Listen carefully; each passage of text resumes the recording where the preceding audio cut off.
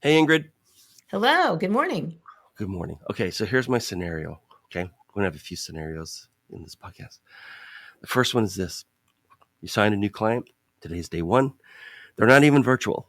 They're like 5 minutes from your house. So you're actually going to be there on day one. Okay, you're going to walk in. You've try to do your prep, but you're going to walk into like a brand new company, right? You've never worked for these guys before. What's the dream scenario for walking in as a fractional CMO on a brand new company, and what's the nightmare? I feel like most of fractionals come in and feel like they're going to come in and do just the high level and really kind of stay on the outside of things. Mm-hmm. I think the dream scenario is still to get some onboarding. I do love that because I feel like if you don't have the background of what is working, how you can integrate into the team, where the bottlenecks might be, where's the stuff, right? Where are the drives? Where are the things where you need to access what has been created before you walked in that door? Because there has been some thought given to the marketing and the positioning and perhaps a unique selling proposition. So I feel like having an access to an organized drive of brand assets, marketing materials, promotions, workflows, etc., all of that stuff. And then I would love to have those one-on-ones with stakeholders and folks on the team so that you do know what your tools are at your disposal. So I do feel that as a fractional, if you don't do that, you don't know what you're missing as a potential resource. So that to me is a dream, just to at least have that access And and what's the nightmare? and to be welcome. I think that's the other thing is that the organization has complete buy-in on Mm-hmm. me being there, and I think that's critical. That's the Nightmare nightmare. would be the reverse, right? You Scare me. come in, you're siloed, you're in a little bitty room, No one or even knows you're going to be whatever there it that is. day. You are really kind of left to your own devices of here's my great idea, but yet Right. somebody may have thought of that before. That has already been presented or whatever it might be, and you're already at a disadvantage. So I think not having 100% buy-in by the organization, um, and not having a history, is only a detriment to your work. Okay. Now, uh, same day, but you've been moved. The CEO said, "Hey, we were going to have a sit down one to one. I don't have time for that today, but I do want you instead to come to the board meeting. I want you to introduce yourself to the board, and then answer. And then I want you to tell the board what the company, even me, CEO, tell us what we should be doing to make sure we support you as much as we can, or what we should stop doing so that you can actually, do your thing. So tell us who you are, and then tell us what we should start or stop doing to make sure that you're as successful as possible." Do you want me to do the script Yeah, of you that? go right ahead. Okay. You're talking to the board. Go for it. Okay. Hello. Thank you so much for having me today. My name is Ingrid Korgemagi. I am a brand product and marketing specialist in your field, Mhm. and I'm thankful for the opportunity of helping you realize your utmost potential for what you're selling today. I feel that in order for me to have the best outcome for my work, I really need for you to be open to any and all ideas, no matter where they may come from. I'm going to be looking within your organization to find not only what has been done and what could be successful and how we can take that and polish it and move it forward. And then also looking at things completely differently, Mhm. maybe through a completely different lens from a completely different industry, and how we can make sure that we are supporting your unique selling proposition. Because what you do in how you do it is ultimately your product, whether it's a service or however you're going to market. These are the things that are important. I also would appreciate if we can have an open runway. I need to be able to dig. I need to be able to look. I need to be able to ask questions. I want you to take those in the spirit of research and understanding and not criticism. So those are the big things that I will need in order to be successful, and access to your teams. Right So on. All right. So that was like a tiny public speaking engagement, talking to the board. Now, next sorry. scenario, much bigger. You're the speaker, you're on stage, you're talking to an audience of 250 people. Every one of them came out of corporate and became a fractional CMO yesterday. Like you're the long time expert in fractional CMOing compared to these folks. Okay. Even if you started the previous Friday, you're more experienced in fractional CMO than they are. So you're way more experienced. So I'm going to give you three sort of like intro thoughts, sentences, and then you finish it for this audience of new fractional CMOs. I'm not saying like, they're not 22 years old, right? Right. They've run stuff, but it's being an internal CMO and being a fractional CMO. Those are very different like approaches and lifestyles. So Absolutely. number one, you're talking to them and say, guys, you're all brand new. You're all starting out. I'll tell you one thing now that you're fractional CMOs, one thing you're going to be shocked by is what? The one thing that you're going to be shocked with is that you are going to have to do some project management and coordinator work. You're Mm-hmm. going to have to get your hands dirty. This is not something where you can go in and really focus on the high level insights. And here's what we're going to deliver the North Star, Mm-hmm. and not have to go back and dig into why.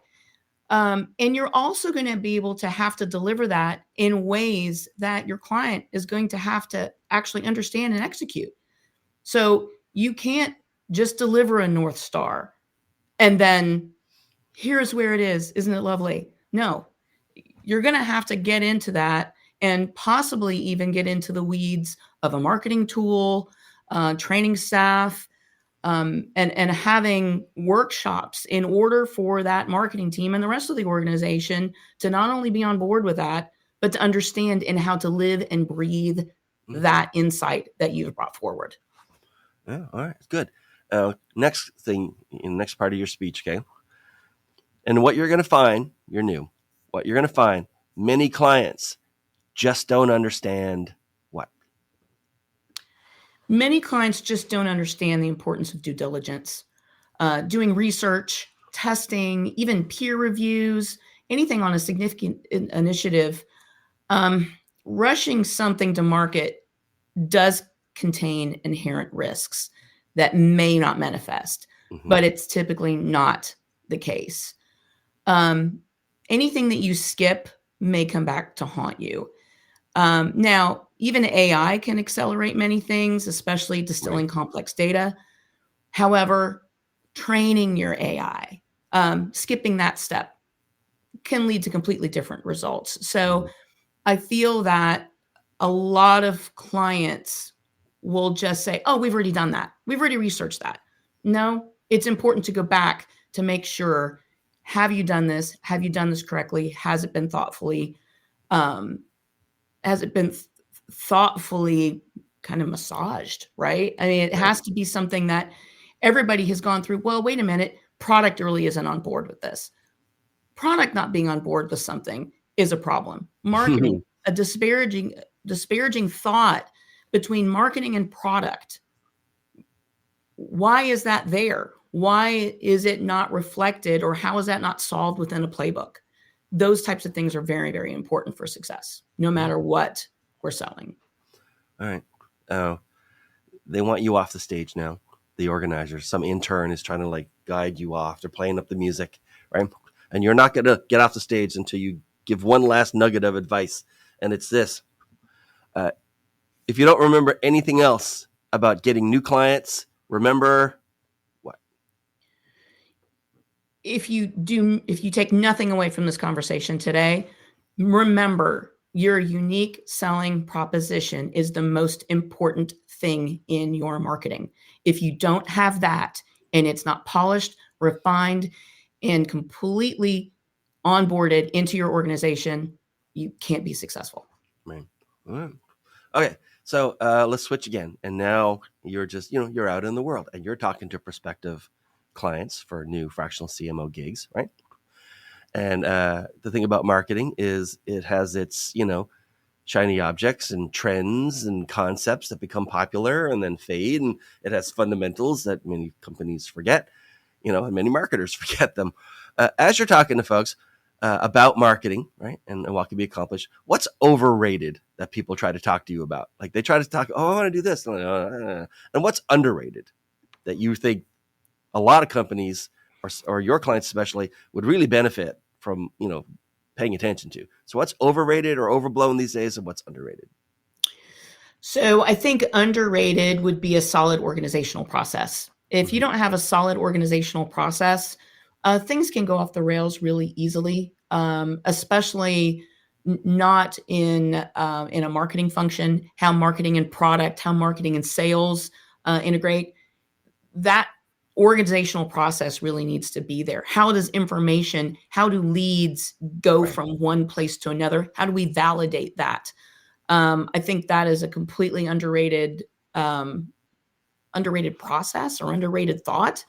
The other thing is working through the entire branding process. If we're going through a rebrand or establishing a new brand, I think it's foundationally solid from that mission and vision all the way to the unique selling proposition. Let's go through every single one of those steps to make sure that we have been thoughtful everywhere. I think that's critically important. So I think process and making sure not to skip steps is very underrated. All right. Overrated. I'm still overrated a little bit on the AI train. I Yeah. think that AI has is a bright shiny object where, oh well, we can use AI for anything or we can use AI for that. I think what we always need to remember with AI is that it's still a tool. It is a way that we can polish, but ultimately, that unique selling proposition and the unique idea still needs to come from human creativity. You can have AI help you support that and to polish that and to poke holes in it and all of those things.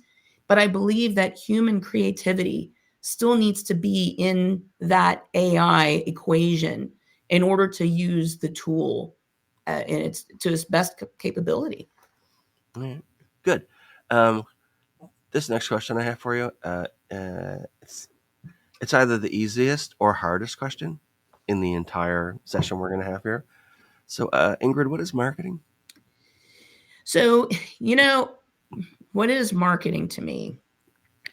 I love to watch and listen to Gary Vaynerchuk. I love to listen to and read Mark and Malcolm Gladwell. I Mm-hmm. love to kind of see their perspectives, and I find that they're almost at odds with one another, but then sometimes not. Um, but I think marketing today is really just context and execution. And I feel like they both align on it's storytelling in the right place, right time, right intent. So whatever that involves, and that could be in retail, that could be Right. in B2B. Um, what is relevant to that consumer at that time, and how did I get them to change their mind? I once had a client tell me that, or actually a prospective client, that don't come to me with a cold call, but put something out there that I can react to. Mm-hmm. And if I like it, I'll call you. All right. All right. So, as you talk to prospective clients, various companies, various people, what's a red flag that makes you think, no, no, no, I'm not going to work. No. And what's a green flag for a prospect? A red flag, do your research on your company or your prospective client. If they've had a significant amount of turnover Mm-hmm. in their marketing team, there's a red flag there. I really feel strongly about that. If they can't keep an internal resource and that internal resource continues to fail. I've even gone so far as to reach out to folks that have once been a part of the organization in a higher marketing Mm-hmm. function and ask them what happened, why did you leave, or how did you leave, and to get a little bit of that information. I think it's important to make sure that you're looking at this as an actual hire, from that perspective of just knowing what is happening within the organization. I also feel that the biggest red flag to me is if there are people in the organization that are not fully on board with having a fractional resource on the team. Hmm. If they see you as a threat, or if you have a peer that might be in operations or in IT that is not on board with you coming on board, that's going to be a red flag. You're not going to be able to be successful. They don't want you there. They don't want you there. So Hmm. that What's a would be green the flag? biggest red flag to me. What's the green flag? A green flag to me is an open door policy, wanting to listen, wanting to explore, wanting to test, wanting to go into uncharted territories where their competitors may not have dared to go. Listening to research, making sure that you have things at your disposal, or a want in the company to explore, and to know that failure is not a bad thing. Failure is learning. Failure is how can we build and move forward with something that we have as a learning to do something better, or to really get to what might be a context issue, a product issue, or simply a language issue. No, it's good. Okay, so in most episodes, we have two fractional CMOs as guests at the same time. And today, because of a last minute life happens, so things happen kind of thing, we don't have Jeremy. And so it's just you and me, kid. And so you can ask, uh, this is going to sound weird. You can ask me a question about fractional CMOs because I have personally interviewed like 400 of them at this point. Or you can ask me a question about me and my side of marketing if you know are familiar with it. But like, or you can just ask a question that's just going to go out to the world and the audience and see what you get back when it's posted. It's your choice. But do you have a question? I do. Even ask two if you want.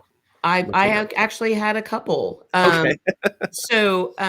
I think the one thing from a fractional CMO perspective that I really wanted to kind of understand from someone Mm-hmm. else's view was, how do you balance long-term brand strategy with the immediate results-driven demands of a short-term marketing initiative? Yeah, I can tell you that that's come up in several previous episodes. This is episode 169, so there are a lot of previous episodes.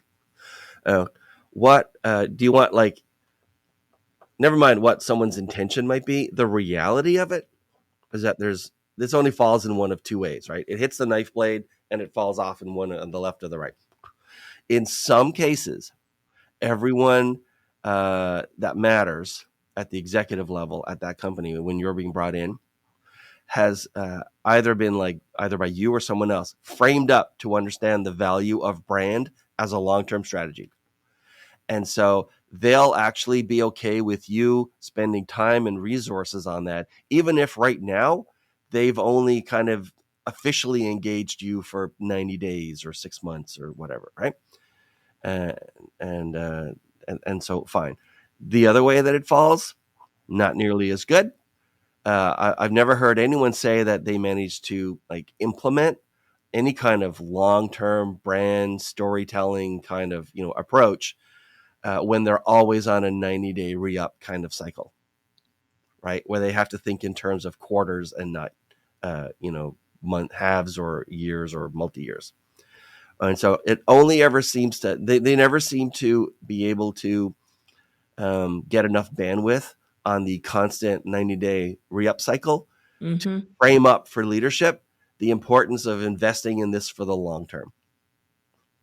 You know, They might get lip service from it, but really, the only time it ever seems to be really successful is if people are already sort of in the mental framework or they've been educated in a way. So, yeah, we totally get that. And so, added to or as a part of what we're paying you to do, even though it's only a 90-day or 6-month cycle, please, like, get started on that because we understand its long-term significance. But usually, it's one of those things where if it doesn't start right, it rarely corrects to be right. Does that make sense? Yep, agreed. Yeah. And so, my second question was kind of dovetailed into that was, how do you measure your success if you're not embedded in that company full time? Yeah. I find that the most junior folks, they're not necessarily junior in marketing, but they're new to fractional CMO kind of work. They're the ones who do not establish metrics for their Mhm. own performance before they sign Yep. or before the customer signs. And usually they only need to get punched in the face a couple of times before they start doing that. Yeah.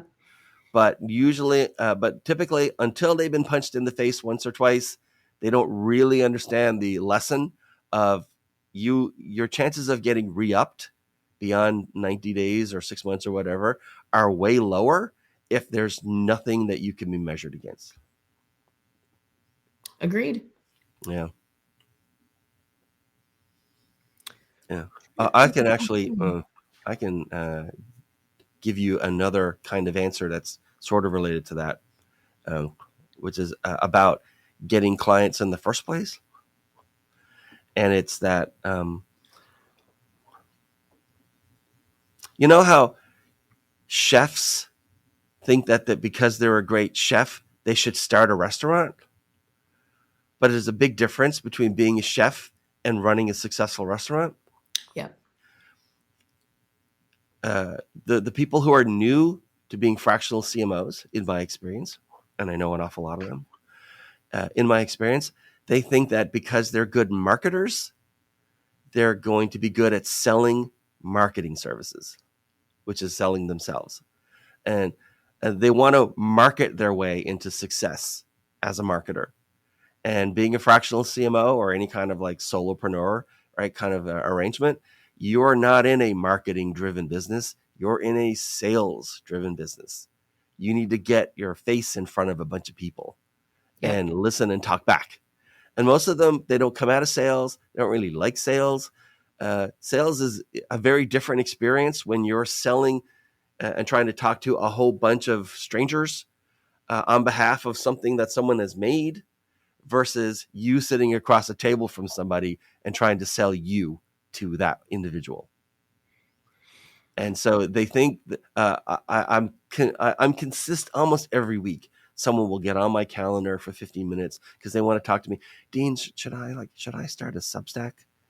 Um, should I be posting a lot on LinkedIn? Right? Should I even place ads? Right? And I say, no, none of that. You're in a business where you can only handle a small number of clients at a time anyway. Mm-hmm. Every engagement, because you haven't productized yourself, every engagement is bespoke, right? Different lengths, different number of hours, different things that need to be come. They're all different and they're running concurrently, right? You're in a sales driven business. That's the definition of a sales driven business, right? A marketing driven business, you're selling the same thing over and over and over, rinse and repeat. And so I tell them, stop looking for, and for God's sake, stop spending your money looking for some kind of marketing silver bullet as a fractional CMO. Look for a sales silver bullet. By the way, there is none. Just like get in front of a lot of people. Nobody likes it. It's just the way it's done. You cannot market your way. It's kind of an irony, right? You can't chef your way into having a successful restaurant, and you can't market your way into being a successful fractional CMO, or at least maybe if you can, it's a lot more reliable to just sell your way into being a successful fractional CMO. I think the one thing that I've probably realized in the last 2 years, and I think that's been like 2 to 3 years has been my time as a fractional Mhm. CMO. Leave the house. Yeah. Leave the house. Go outside. Even if you go and sit and because my company is 100% virtual, right? Hmm. I have people that work for me that Hmm. I haven't seen in 5 years in Hmm. person. This is all I see of them, right? So, Yeah. um, but as a company leader and as then also a fractional, I feel like go to a coffee shop, work for a while, eavesdrop. Hmm. I mean, that's the kind of part of the job is that you become partial CIA agent and then also marketing person, but you need to be around people. I have an initiative that I've been doing 100 cups of coffee. I just meet people that I already know. Hey, let's sit and talk Hmm. about your business, and then post about something like that on Yeah. LinkedIn. I don't want to talk about myself. I want to Right. elevate them. I think you have to give before you get, and that is the easiest way to slide into a fractional engagement. Yeah. And that has worked for me Yep. already. Very simple. Okay, Ingrid, excellent answers, excellent stuff. Who today should be reaching out to you, and how should they get to you? I feel that the people within healthcare specifically, healthcare industry, folks that are um, mid level, high level, people that want help with their marketing, reach out to me. Take a look on LinkedIn. We do posts on campfire.com, very Hmm. specific to the healthcare space, and then also in architectural and engineering. Really? Yeah, believe it or not, I one of my largest company clients is number 8 on the engineering largest Yeah. firms. Okay. Why? Don't know, but it's a wonderful thing. They're great people, and I think anybody that wants somebody that's going to be able to come in, fresh perspective, roll up their sleeves, talk about things. Let's work it out, and let's focus on what we can do to make you successful. All right. Those are And the let's say I people that fall I into want. one of those two categories. What's the one or two best ways to connect with you directly? Um, Email at ingrid@campfire.com. Okay. All right. All right, Ingrid, thank you for being here. This is great. It's nice to see you again. Hopefully, you'll Thank you, come man. back for one more episode before we finish out our 200 episode run. This is episode 169. Thanks for watching, folks, and see you next time.